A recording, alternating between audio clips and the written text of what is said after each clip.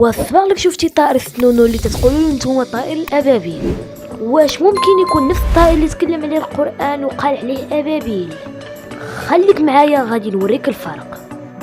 طائر السنونو اللي معروف بالخطايف، معروف بجناحه الطويله وديلو اللي مشقوق بحال المقص، وكيعيش حدانا في الصيف، كيبني الاعشاش ديالو في الحيوط وتحت السقوف.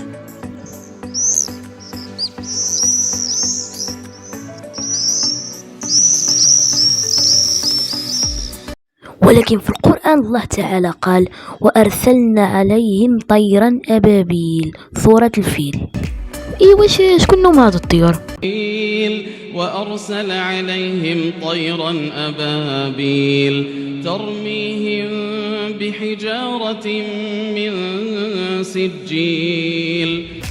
العلماء اليوم كيقولوا أن الأبابيل اللي في زمان الفيل كانوا طيور سريعة جدا بحال طائر السمامة أو سويف. الجدول ولا يزيد يعرفك على الفرق بيناتهم اللي بزاف باين على الفرق بين طائر الأبابيل والسنونو.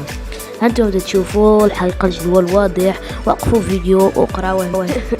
واخا كيشبهوا ولكن السنونو ماشي هو الأبابيل، كل واحد عنده قصة بوحدو. يلا كتب فينا عليه، كتب في التعليق واش انت تسحب لك السنونو هو الأبابيل، او انت ما عرفتي مره السنونو شنو هو، عارفيه هذاك الطوير تقول الأبابيل وصافي. كتب لنا في التعليق. يلا تهلاو.